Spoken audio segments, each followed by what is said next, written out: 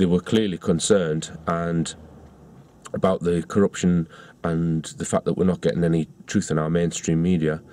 And I made it clear at the beginning of the talk that I'm highlighting the issues, but I don't have a solution for our corrupt mainstream media and the fact that we don't get real, true investigative journalism or truth in our media. The theme which comes up again and again and again is this problem with mainstream media, the fact that mainstream media is controlled by a tiny handful of individuals who have massive power over the whole mainstream media, and they can basically print what they want and get away with it. There's very little truth-seeking in our mainstream media, and which enables them to cover up on all of the issues that I try to expose on the TV show. And I don't have a solution to that. That's why I say I stand here and I don't know everything. I don't have the solution to the criminal mainstream media that we have. But I am seeking one, and I put out as much information as I can so that one day perhaps someone will come up with the solution. And I'm not one of these people who claims there is an awakening. A lot of people are saying this now, but I don't personally see it. I don't see an awakening. I think the solution is yet to come, if there's going to be one. They seem to have this barrier. If we just call this the independent media, which is what I'm involved with, I call it independent media, not alternative media. They've got this barrier that nothing is allowed in. Mainstream media would be BBC, Channel 4, Channel 5, Sky, and all of your main newspapers. So what does it take to get information from the independent media, from independent researchers, into the mainstream? It's extremely difficult, but it does occur on limited occasions. It occurs if the story is a psychological operation or contrived from the outset. So they'll plant a story in alternative media, independent media, knowing that they're going to take it on. Okay, and as I've mentioned, a lot of the information war is carried out on the internet. But let's go back in time and just consider when it all started, really. If we go back 300 years and just consider, you know, what was it that first started programming people's minds with propaganda? We can say newspapers. 300 years ago, newspapers were invented. The problem with newspapers is that the information only goes in one direction. So whoever is publishing the newspaper, whoever has enough money or power to create it, has got huge control over people's minds. 80 years ago, there was a new technology came along, radio. But the problem with that was it did exactly the same. It sent information in one direction and one direction only. Then 50 years ago, the biggest propaganda tool ever invented came along, but again, information went in one direction. So it was just another propaganda exercise. 25 years ago, something different came along, which threatened the existing system, and that was the internet.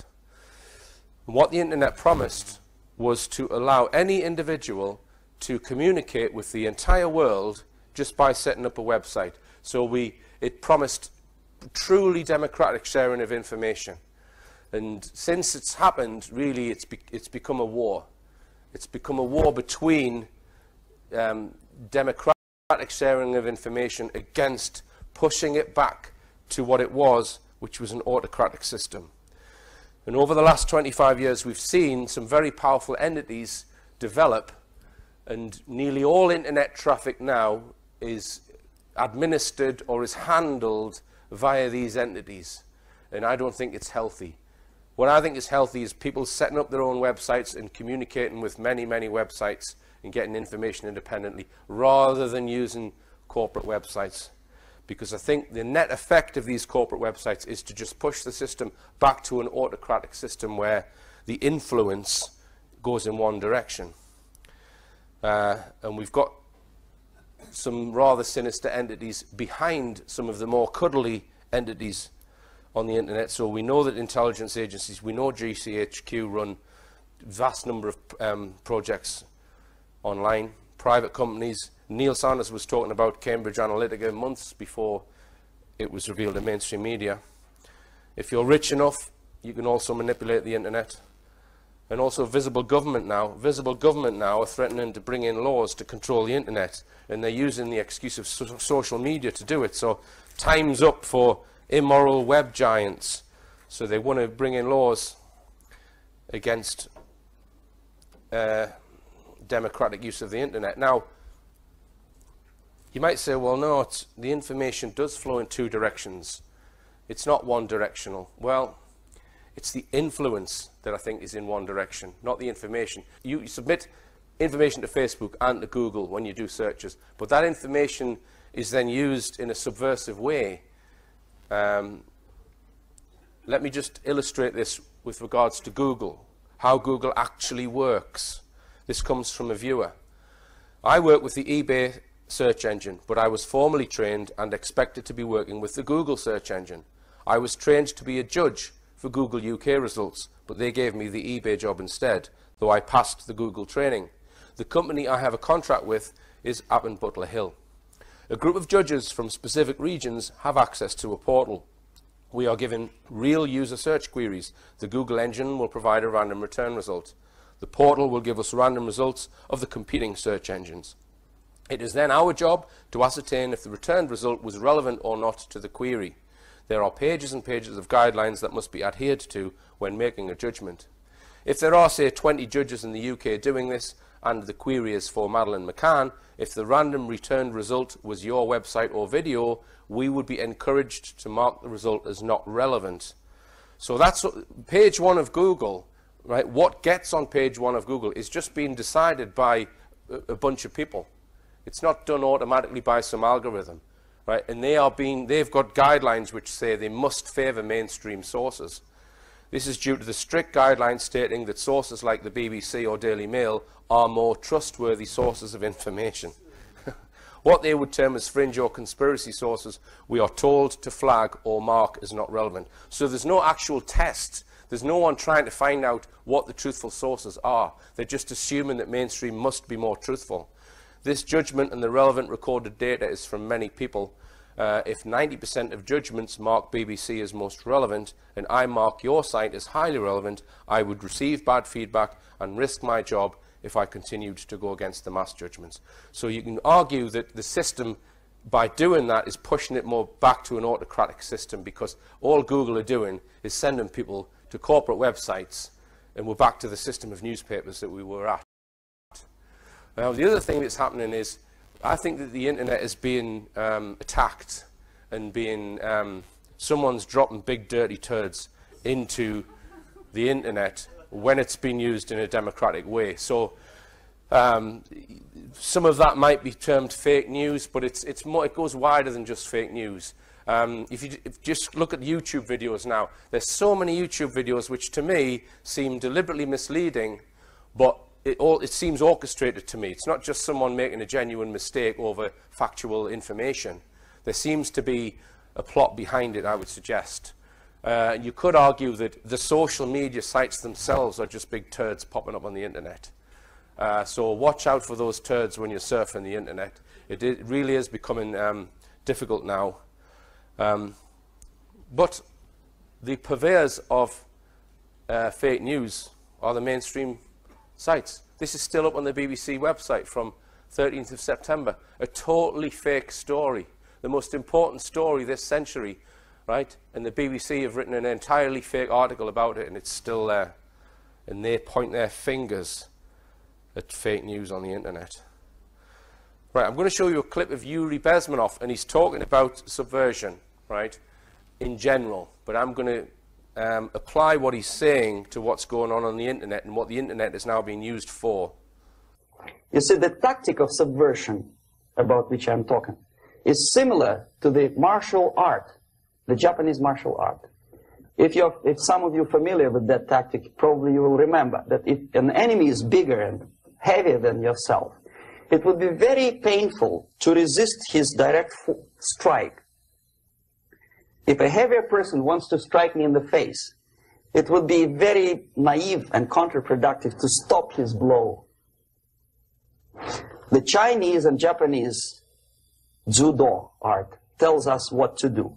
First to avoid the strike, then to grab the fist and continue his movement in the direction where it was before, right? Until the enemy crashes in the wall. The moment all these movements will be directed in one direction, right? This is the time to catch that movement and to continue it until the movement forces the whole society into collapse, into crisis, right? So that's exactly the martial art tactic. We don't stop an enemy. We let him go. We help him to go in the direction we want them to go. So what I'm saying is somebody is using the internet for the kind of thing that Yuri Bezmenov is talking about there. And to illustrate the point, I've drawn this truthometer. Right? Now, we know that mainstream media will regularly push false narratives, right? Mainstream push a false narrative. The Skripal case is an example. There are hundreds of others. So that means that, by definition, the truth would be defined as a conspiracy. But you will always find on the internet now what I've termed wild conspiracies, conspiracies for which there's no real evidence, right? And what Yuri Bezmenov is saying is, look, these guys are a threat because they're finding out the truth and they're exposing us, right? So don't oppose them and bring them back to mainstream. You never do that. What he's saying is, just push them a little bit towards a more wild conspiracy. That's how we're going to deal with these bastards who are finding the truth.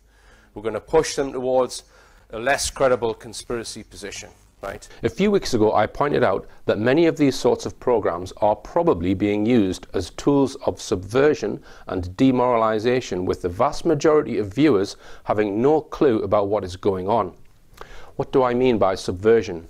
Well, I mean destroying someone's honesty or loyalty, undermining their moral integrity, planting false beliefs and prejudices in their heads which would not otherwise exist, with the intention of destabilizing society and thus dumbing down the population. Here's a recap on Soviet subversion techniques. I was listening to a talk by Brian Gerrish the other day, and he was talking about Soviet subversion techniques, how in the Soviet Union they were trying to demoralize the population so that they would become subservient to the state. And this guy, Yuri Bezmenov, has done lectures and produced pamphlets on the techniques. I think he's a former KGB guy. And he explains how it goes through demoralization, destabilization, crisis, and normalization. So Brian Gerrish has this slide up on his screen, and what he's saying is, he's reading this Soviet subversion manual, and he's saying, hang on, this is Britain today. And he went through each one, and I'm thinking, hey, there's a lot in this. So I'm just going to point out some of these Soviet subversion techniques. The first 15 to 20 years is demoralization, where they're trying to demoralize the public to make them subservient to the state. Now, I think in the Soviet Union, they were depriving people of material wealth in order to demoralize them.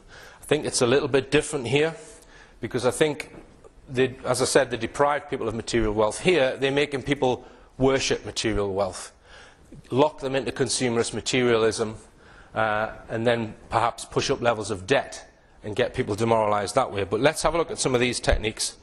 In the area of ideas, education, create permissiveness, which is a lack of rules, which means you get people coming out of education who are ignorant. They don't know what's going on.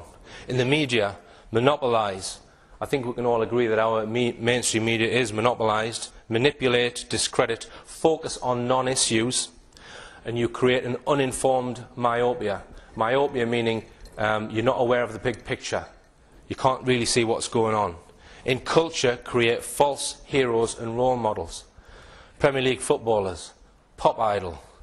Okay, let's go on to the next one. Structure. In law and order, focus on legislative, not moral, and create a mistrust in justice. I think a lot of people in this audience would agree there's a mistrust in justice. Now, this next one, damage social relations to create less individual responsibility. I've noticed recently on mainstream documentaries and in news reports, they seem to be focusing again and again on exposure of bad behaviour. So in old people's homes, they're saying, oh, they're being abused. Or the BBC website the other day, on their main website, the main news website, there was a video clip. You click on it, and it's a guy kicking a wheelie bin down the street, coming home from the pub. Why do we need to see that bad behaviour? And I think there's an element of monkey see, monkey do with this constant putting out of bad behaviour. There was a BBC News 24 item the other day, woman standing outside the court, and the newscaster kept going back and forwards to it while she read out these three people's crimes who supposedly had been mistreating people in an old people's home. And again and again and again she said, oh, this woman tipped an old lady out of the wheelchair. She tipped her out of the wheelchair. And they kept going. They hadn't passed sentence on these three. The point I'm making is that they were driving home repeatedly bad behaviour. And I think that, as I say, there's an element of monkey see, monkey do. And I'll give you an example. In schools, they run anti-bullying campaigns. Okay? The first thing they do on an anti-bullying campaign is they teach the children how to spot signs of bullying. So what you're doing when you do that, you're actually teaching the child how to bully. Now, I'm not saying all kids will then go and bully, but a lot of them will, or some of them will. A small percentage will. So by presenting bad behaviour all the time in our media, I think psychologically there's a small percentage of people will take on that bad behaviour. Just consider that when you're watching some of the crap that's on mainstream TV. Now, in life, this Soviet subversion manual is saying break up the family and break up society so that they create no loyalty and that the loyalty is to the state. So let's just look at society first. And let's consider that you are a brick in this wall. All these bricks are people in society. We've got a wall which is functioning. This is what they were trying to do in Soviet Russia. They were trying to fracture society so that you become dependent on the state. Now, how are you going to fracture society? Well, I think one idea would be to identify groups within society that can be separated from the rest of society and make them war with each other. Make society hate particular groups, create fractures in that wall, and then knock out groups of people in that wall. So let's just think of a group that we're going to alienate from society in order to fracture it, demoralize society, to make them dependent on corporations and the state. How are we going to do it? Let's choose a group at random. Benefit claimants, perhaps. Okay? So all the green bricks in this wall are benefit claimants. How are we going to demonize them and fracture them from the rest of us? Well, this is how they're doing it. Julie and Vinny Bienvenue are also experts on life on the dole. I need a bit. No. I really need a bit. Yeah. I need a bit. These newlyweds are part of Britain's record number of long-term unemployed. No work for more than 6 years. And their only hard graft is working the system. People find it easier to live off the government because they get most of the things paid for them. And yeah, it is easy doing that. And then you got people that don't want to work and can't be asked, and they find it easy to claim benefit. And I don't know how they justify that. I'm in that position, yeah. I'll hold my hands up, yeah. At the end of the day, you'd be better off going for the VIP one because it's included. Julie and Vinny want more. Julie gets sickness benefit, 310 quid a fortnight. All of Vinny and Julie's 9 children are living on benefits. They're the next welfare generation. Julie has to ring up the dole office to check just how much cash they've got coming in. But can you possibly tell me how much will be going into my bank, please? And with unexpected cash in the bank, it's time to spend. Hopefully I can get me money out. But they spend more on fags and their TV package than they do on food and other basics. Housing benefit is one of the largest chunks of Britain's welfare bill. The cheeky twat. Vinny has secured the new home they wanted in the space of just a few days. Fucking lift up. I'll have a coffee. Julie hasn't had a job for 6 years. But the future's bright for Julie and Vinny in Liverpool. It's an arrangement that somehow gets them more benefits. And the cable TV man is back. So, spirits are high. Short of getting a job, life couldn't be rosier. Right, now there's been series after series of these type of programmes, and it's been covered in mainstream newspapers as well, demonising people on benefits. Now, if you don't think there's absolute manipulation going on in that programme, just have a look at this. This is the poster that Channel 5 used to try and recruit people for this series of documentaries. It says, Channel 5, what is life really like on benefits? Channel 5 is making a new documentary series looking at what life is really like when you are on benefits. Do you struggle to survive? Are there no jobs in your hometown? Do you think the system is generous enough? It doesn't say, are you on benefits and proud, which was the title of the programme. If they'd put that on this advert, no one would have taken part. Because I don't believe anyone is on benefits and proud. All right? Absolute manipulation. That couple and all the other people who are taking part in these documentaries are being duped to take part. This is Soviet subversion techniques. You go on Channel 5's website and just look at the comments from people who have watched that documentary, spitting poison at these people. And just look at this Sun headline from a week ago. It says, benefits made me 23 stone. Warning, this story will make your blood boil. This is Soviet subversion techniques on the front page of Great Britain's best-selling newspaper. Anyone need any spare toilet paper? Okay. And it affects everyone. Here's a tweet from Theo Chalmers, who says the oldest benefit scrounger in the country, still without his first job, is about to become a grandfather.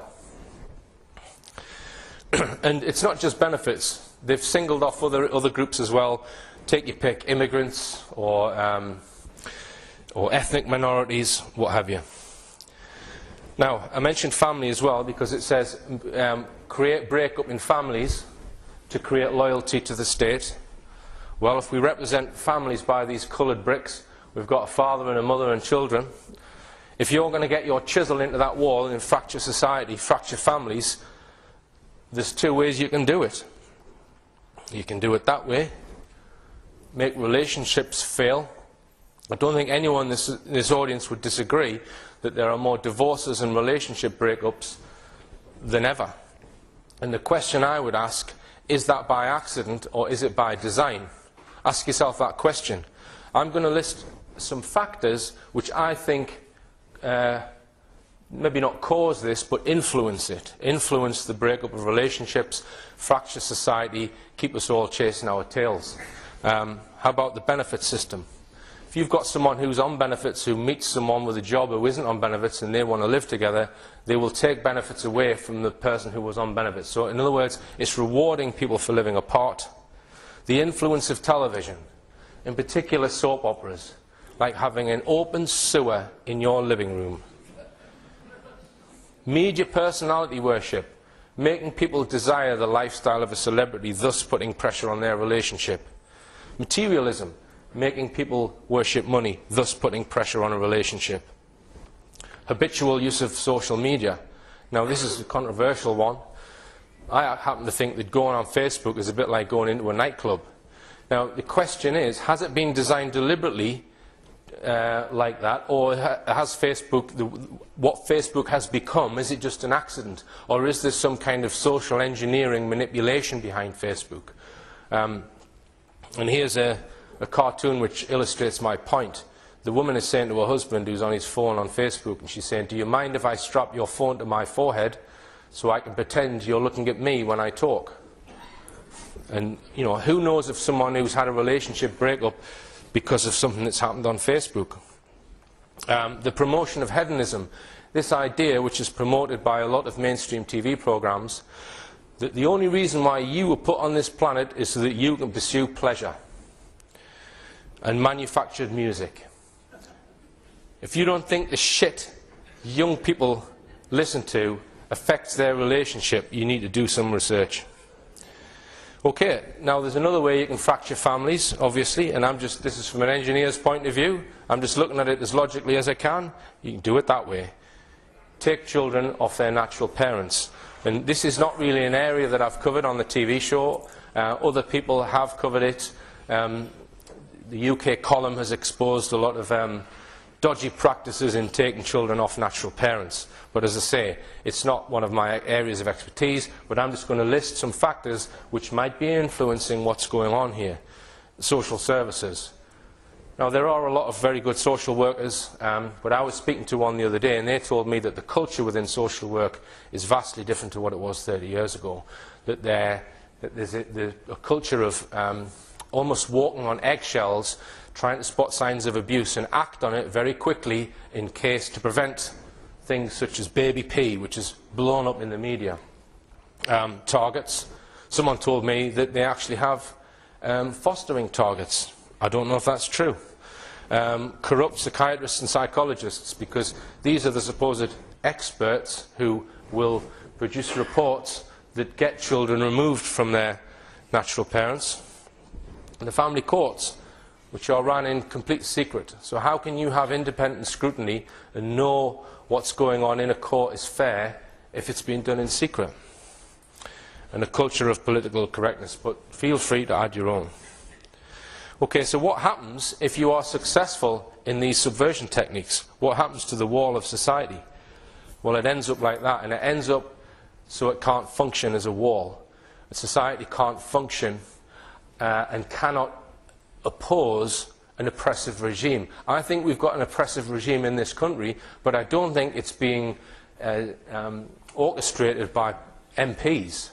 I think they are a punch and judy show for the consumption of the masses, and the real power lies beyond them in the civil service, in the intelligence agencies, in the monarchy.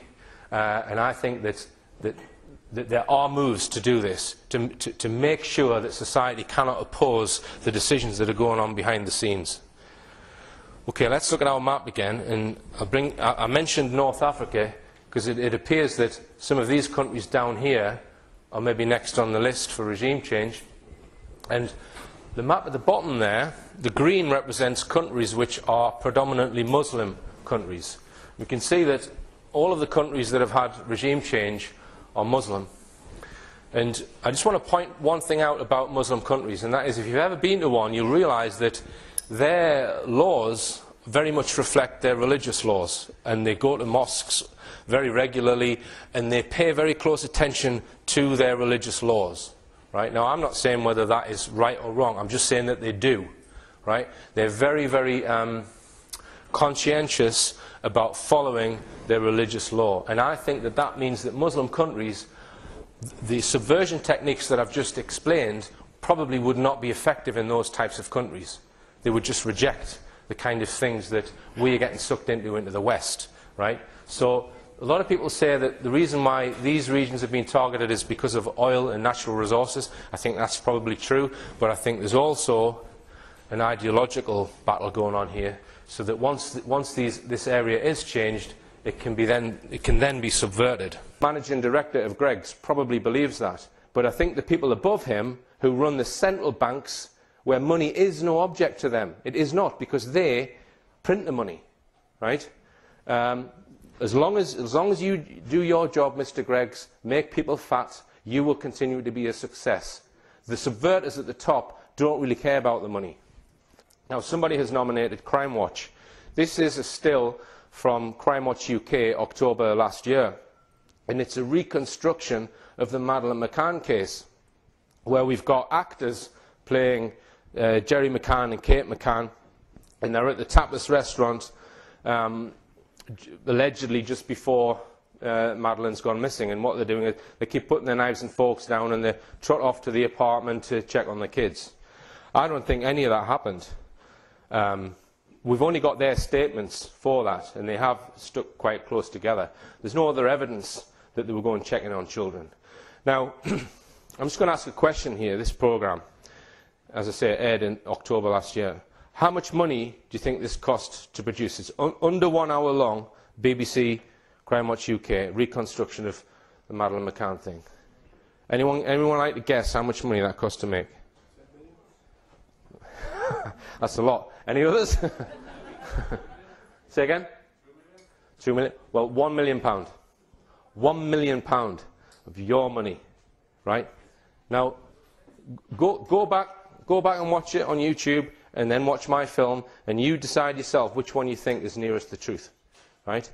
People have called me a money-making crackpot for trying to make that documentary, or for making that documentary. £1 million in order to try and convince you that Madeleine was abducted. Subversion. Now, I've not mentioned children's programmes, but obviously they do influence young people's minds. One guy voted for Peppa Pig. I didn't even know what it was. So I haven't got kids. Now, he said, I nominate Peppa Pig. It targets the very young and impressionable. Its creators are supported by Channel 5 and Nick Jr. So I didn't know what it was, so I thought, well, let's find out. I'm Peppa Pig. This is my little brother George. This is Mummy Pig. And this is Daddy Pig. All right, that's enough of that. Right. Now, and he goes on to say, it promotes an attitude towards daddy as silly, or makes out daddy as incompetent at most things, primarily from Pepper, the daughter. This, I believe, eats at the true foundations of the relationship capabilities of father and daughter.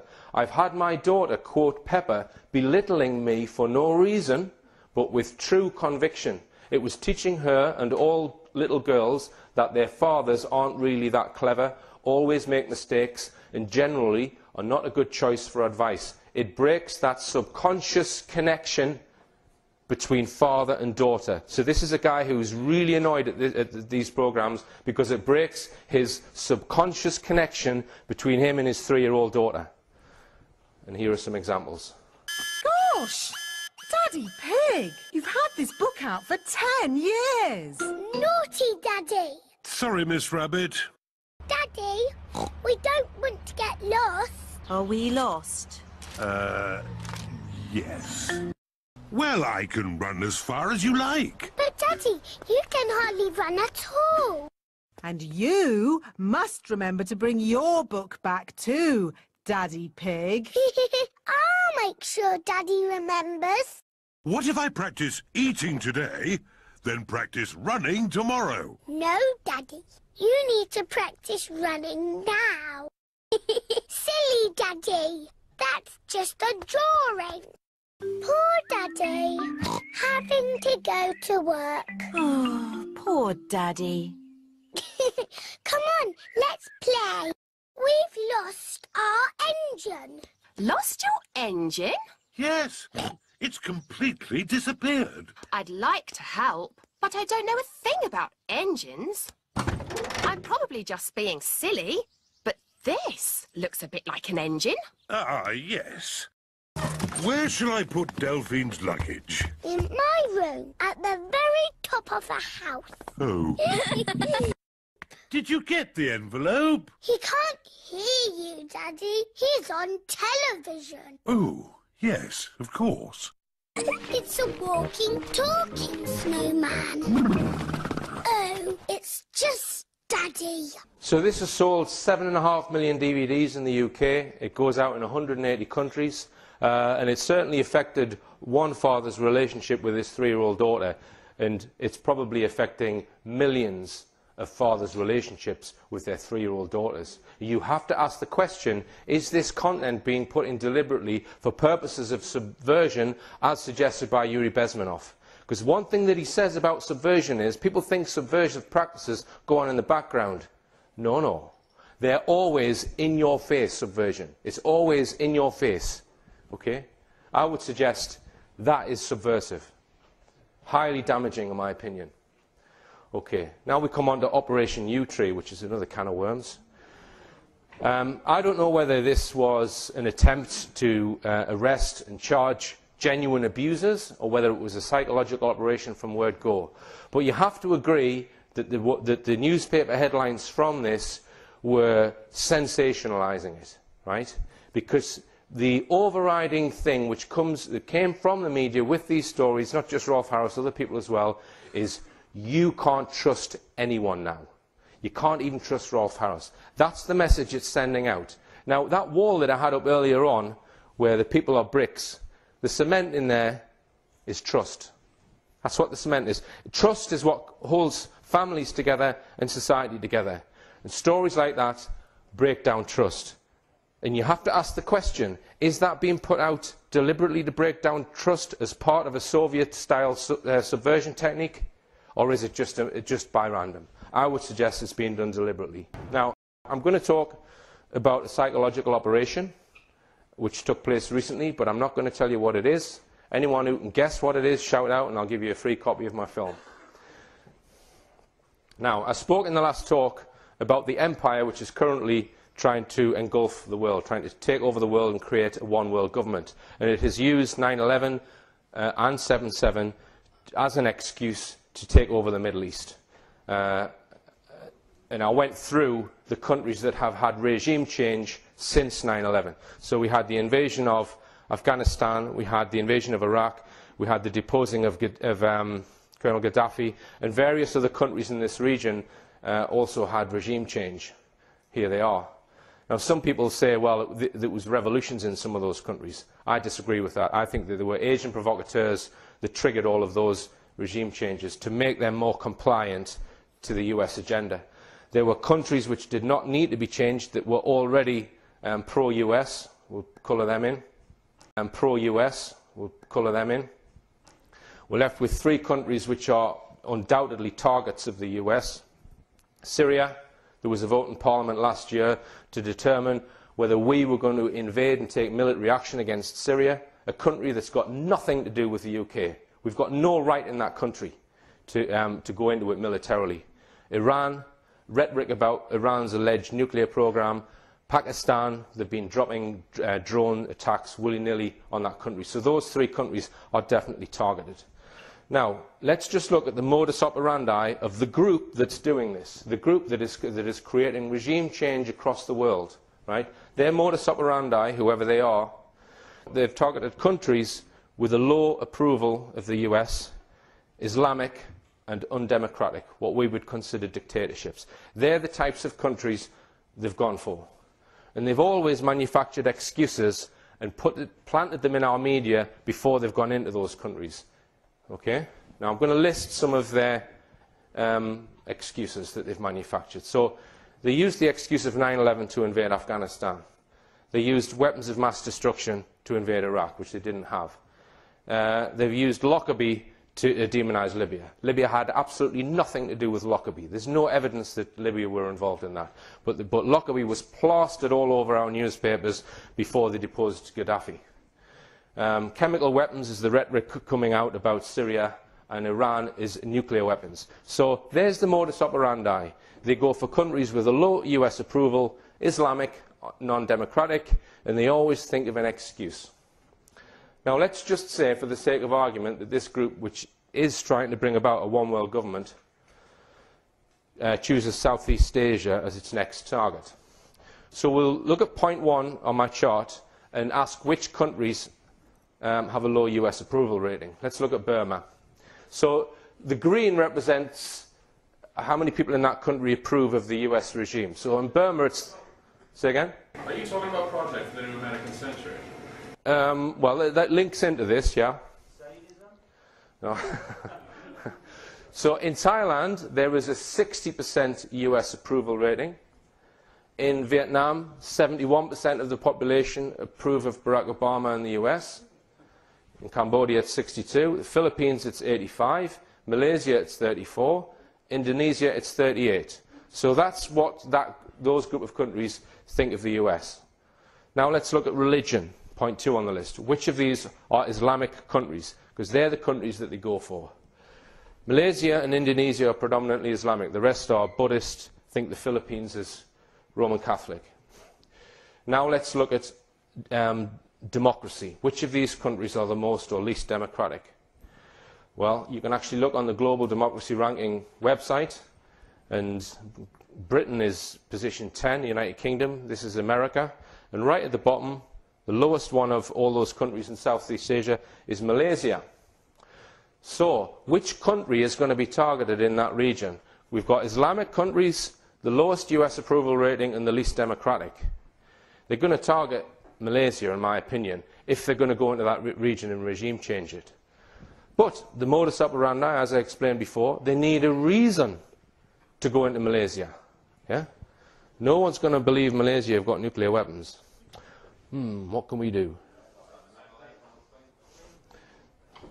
Yeah.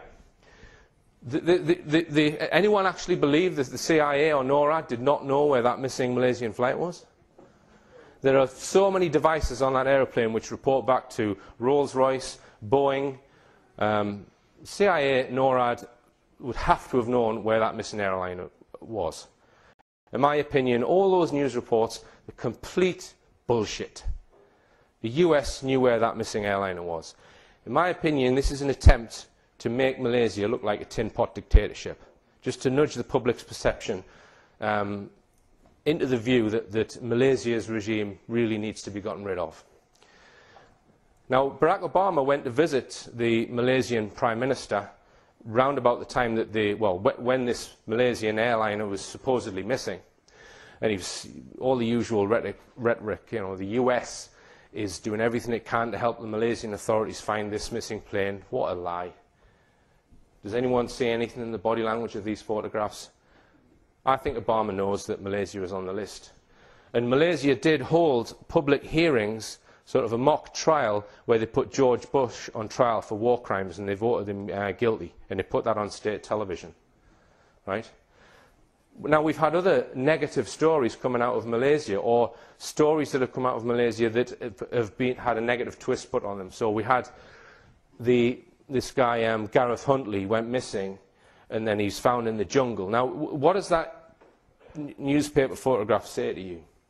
It says to me, there's some kind of militaristic regime that we can't really trust, and it's putting in danger our attractive Western people. So it's a dangerous area. That's what that says to me. And there were reports that he'd supposedly had his throat slit, but I don't think there's been any post-mortem evidence of that. Obviously, it's a tragic story. Now, I read one newspaper report of the recent thing in the Ukraine, which said that, again, another Malaysian plane, they said, well, Malaysia are obviously partly to blame because they shouldn't have flown that plane over a war zone. So again, they're using these stories to demonize Malaysia, and this story made me laugh. This was just a few weeks ago. Mystery of British honeymooner who was being quizzed by police after he disappeared for 2 days in Malaysia, leaving his new bride frantic. So, guy gets married, goes on holiday to Kuala Lumpur, has an argument with his wife, goes in the huff for 2 days, and then comes back. Boom. That's the story. That happened to me once. I didn't end up in Mail Online. Right? It's a non-story. That happens every day. Why is it in Mail Online? I'll tell you why. Because they're using it to remind you of Gareth Huntley. So this story, this guy who's just wandered off from his wife, last month the body of Briton Gareth Huntley, 34, from Cricklewood, London, was found in a turtle conservation resort in Malaysia. We can't trust the Malaysians. All right? So they're using any story that they can to try and demonize their regime. So, you heard it here first. It wouldn't surprise me if there's military action in Malaysia at some point in the next 5 years. But what they have to do, they have to just do this psychological operation on the public so that it's not opposed. Now, I'm going to talk about freedom of expression because I think this links in to this agenda to break down trust in society. This is Section 5 of the 1986 Public Order Act. Up until very recently, it was illegal to insult someone, right? But the police were abusing this law. Anyone who was shouting something out in the crowd, the police were using it just to arrest them. And what is an insult to one person could be a compliment to someone else. So freedom of speech groups were really annoyed at this law, that it was being abused, and they wanted it reformed, right? So they started a campaign in May 2012 to drop that word insulting from the law. So it would not be illegal to insult people, right?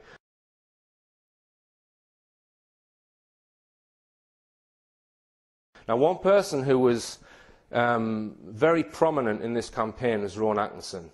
And he spoke about it at a news conference, or a conference, on the 16th of October 2012. I'm just going to show you some extracts from it. My starting point when it comes to the consideration of any issue relating to free speech is my passionate belief that the second most precious thing in life is the right to express yourself freely. The most precious thing in life, I think, is food in your mouth. And the third most precious is a roof over your head. But a fixture for me in the number 2 slot is free expression, just below the need to sustain life itself. That is because I have enjoyed free expression in this country all my professional life, and fully expect to continue to do so. So my concerns are less for myself and more for those more vulnerable because of their lower profile. Like the man arrested in Oxford for calling a police horse gay, or the teenager arrested for calling the Church of Scientology a cult, or the cafe owner arrested for displaying passages from the Bible on a TV screen. When I heard of some of these more ludicrous offences and charges, I remembered that I had been here before in a fictional context. I once did a show called Not the 9 O'Clock News some years ago, and we did a sketch where Griff Rhys-Jones played Constable Savage, a manifestly racist police officer to whom I, as his station commander, is giving a dressing down for arresting a black man on a whole string of ridiculous, trumped-up and ludicrous charges. The charges for which Constable Savage arrested Mr. Winston Kadogo of 55 Mercer Road were these: walking on the cracks in the pavement, walking in a loud shirt in a built-up area during the hours of darkness, and one of my favourites, walking around all over the place. He was also arrested for urinating in a public convenience and looking at me in a funny way. Who would have thought that we would end up with a law that would allow life to imitate art so exactly? I read somewhere a defender of the status quo claiming that the fact that the gay horse case was dropped after the arrested man refused to pay the fine, and that the Scientology case was also dropped at some point during the court process, was proof that the law was working well, ignoring the fact that the only reason these cases were dropped was because of the publicity that they had attracted. The police sensed that ridicule was just around the corner and withdrew their actions. But what about the thousands of other cases that did not enjoy the oxygen of publicity, that weren't quite ludicrous enough to attract media attention? Even for those actions that were withdrawn, people were arrested, questioned, taken to court, and then released. You know, that isn't a law working properly. That is censoriousness of the most intimidating kind, guaranteed to have, as Lord Dear says, a chilling effect on free expression and free protest. Merely stating an alternative point of view to the orthodoxy can be interpreted as insult. A new but intense desire to gag uncomfortable voices of dissent. The best way to increase society's resistance to insulting or offensive speech is to allow a lot more of it. Now, anyone remember seeing that on mainstream news? Why didn't they have their reporters there? And just one point, who would you rather have as next Prime Minister? Mr. Bean gets my vote every time. And I'm going to come on to that in a second. So what happened was there was a vote in the House of Lords, and they voted quite strongly to get rid of that word insulting because of this campaign, 150 to 54. And the government didn't oppose it. They just let it sail through, and I think they were probably aware that if they had opposed it, they would have been ridiculed by the likes of Rowan Atkinson, because it is a ridiculous law. All right? So that came into force on the 1st of February 2014, and I suspect the government weren't happy about having to change that law, because it takes away police powers of arrest. It says that you can shout things out at people if you want to, as long as it's not abusive, if it's just insulting. Now, I'm just going to write Rowan Atkinson's name next to him now. 2 months after that law was changed, right, and I think Rowan Atkinson was probably instrumental in that happening, someone with his influence and following, this newspaper headline appeared. Now, this story, right, it turned out was completely false. There was not an element of truth in it, that these giant rats had been discovered somewhere in the UK. So this is a total lie. In my opinion, the main thing that's going on in this front page is Rowan Atkinson, and that story's been put there as a subliminal, right? Rowan Atkinson, right? Look at the way that the tail is hanging down from his neck. You might ask, well, why would they do that on the front page of a newspaper? If you think about news, it is a bit more fragmented than it used to be. You have got a lot of channels on Sky, you've got the internet, but one place that still has millions of captured viewers is newspaper stands. So if 1 million people have bought that newspaper, I would suggest 10 million people have read the front page. So you've still got a vast amount of people looking at that, and that goes straight into your subconscious, right? In my opinion, this is a subconscious attempt to nudge the public to a place where they don't really approve of Rowan Atkinson. Because can you imagine Rowan Atkinson in a debate with Ed Miliband or David Cameron? You know, he was very statesmanlike in that clip, wasn't he? He was speaking from his heart. Just compare that to Miliband, the clip that I showed you. They do not want their puppets upstaged by an intelligent, witty man like Rowan Atkinson. So this is manipulation of the worst kind, in my opinion. Subconscious planting of suggestion. Okay. Here's another subliminal. This is a Kate McCann subliminal, or McCann's story. So the bottom right-hand corner there is a separate advert, and it's for the Financial Services Authority. Why the Financial Services Authority need to advertise in the first place, I don't know. But they've chosen to put the title of their advert as The Truth, right under where it says Missing Madeline and Mum Kate. I don't think that's an accident. Okay, now, after that law changed, round about 7 or 8 months after, these ridiculous stories about modern-day slavery started appearing in our press. And they're all bogus, in my opinion. They're all exaggerations and concoctions. It's a Hegelian dialectic. So they're creating a problem, then a reaction, and then they're going to come up with a solution. And the solution is to bring in a new law, which I'm going to explain to you. But they've got to get these stories in the media first before they bring in this draconian new law. One story caught my eye as a classic, contrived Hegelian dialectic problem-reaction-solution farce. The story of 3 women rescued from a house in Lambeth after allegedly being held as slaves for 30 years. This story was put out by most, if not all, of our gutter press. The BBC website said, a Malaysian woman, 69, an Irish woman, 57, and a Briton, 30, were rescued on the 25th of October. It emerged on Thursday.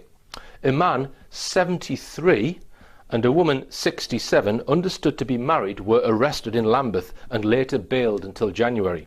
The Home Secretary, Theresa May, said details were still emerging in Lambeth, South London, but it was clear that many other victims were hidden in plain sight across the country.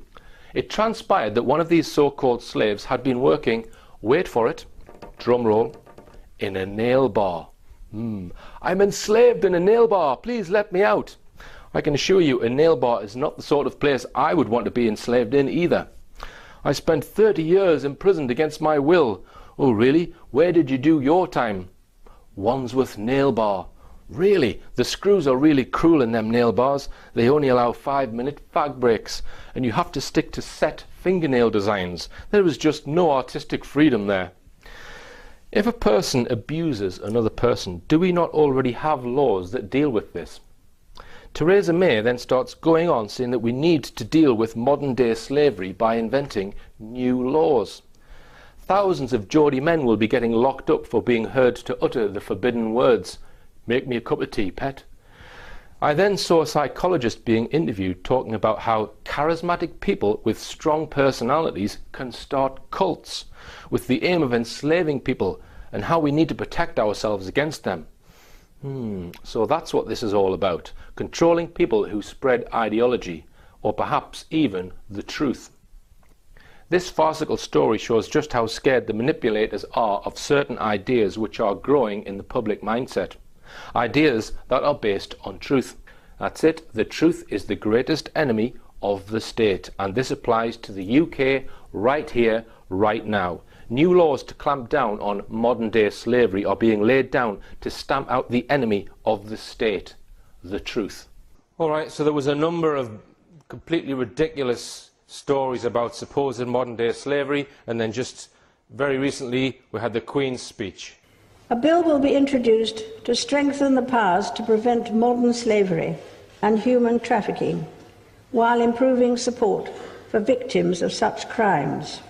So they've planted their bogus stories, they've created a bit of interest in it, and now the Queen is saying we need new laws, and they're intending to bring these new laws in the next Parliament. Now, one thing that tells me is that the manipulators who are orchestrating all this, operating with the Crown, the government, and the media, all as one, right? Because they need all three in order to be able to bring in what I'm going to describe to you in a second. Now there are two draft slavery bills, which these are proposed as going to be new laws. There's the government draft slavery bill and there's the joint committee draft bill. They both define what they mean by slavery and what they're going to make illegal. Now, the top one is the government one, the second one is the joint committee one. I'm going to selectively read the joint committee one. For the purposes of this Act, slavery means the control by a person of a second person in such a way as by which any person obtains a benefit through the use, management, profit, transfer or disposal of that second person. If I ask anyone in this audience to go to the bar and get me a pint of lager and I'll give you the money, you give me it, I've broken the law. I've broken that law. That is a law against having someone do you a favour. That's what that is. Now, this one's not quite as bad, but neither of these laws talk about whether the person has agreed to do that favour. So they're making the doing of favours or requesting a favour illegal. That's what they're trying to do. This one says P requires another person to perform forced or compulsory labour and the circumstances are such that P knows or ought to know that the person is being required to perform forced or compulsory labour. I mean, that's just completely ambiguous and I don't see how it's enforceable. I can envisage situations in 3 or 4 years' time where you might have a married couple or two friends or any sort of club where they fall out. People fall out in their day-to-day lives, yeah? So they think, all those favours I did for them, is that the police? I've been enslaved for the last 3 years. The courts are going to be full, right? Now, I ran a campaign in 2012 called Tell Your MP About 7-7, where 100 people went on my website, they downloaded some documents and printed them out and took them to their MPs. They could have me locked up for doing that if this law is passed. This is a very, very dangerous law. It's trying to make requesting favours from someone illegal. And in a place like here, the Welsh Valleys, where there is a very good community spirit, I find people will help you and will not request payment. What's it going to do? Every time you want someone to do something or communicating with someone, you're going to be scared to ask them to do something. That's going to erode trust, isn't it? In the cement which holds us all together. Do we really want this? Because we've got laws, we've got employment law, right? We've got minimum wage. So they're not talking about employment here, right? And they're not talking about shackling someone in traditional type slavery. They're talking about what they mean by mental slavery. Sorry, what they mean by modern slavery. They mean mental slavery. They're saying we're going to try and control what you can say to someone. So they're limiting your freedom of expression. And this is very, very dangerous. Now, I've written to my MP to complain about this. I do not want this law passed. And I was going to ask you lot to do the same, but I'm not sure now, because I might get done for enslaving you. But just think about the implications of this law. This, in my opinion, is not being brought in to stop people being taken advantage of. It's the opposite. It's a Yuri Bezmenov subversion technique, and it will have a very detrimental effect on society. The other thing they've done is they've stuck me on at midnight, and a lot of people have been having problems recording the show as well. So, and this is ongoing. Yeah? So that one incident is still affecting my freedom of speech now, because I'm not allowed to say the sorts of things that I'm saying in this talk on television. All right? So I'm not sure which direction I want to take. Am I just going to broadcast on the internet, or am I just going to do just UFO stuff and stay on television? Now, I've mentioned subversive influences, and a lot of people say, well, what can you do?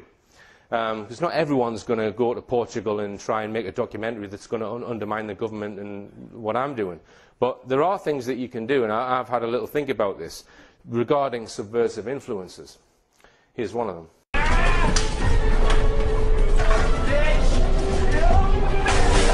Throw your television set out of the window. All right, if you don't want to do that, the first point is that your armour or your guidance comes from within yourself.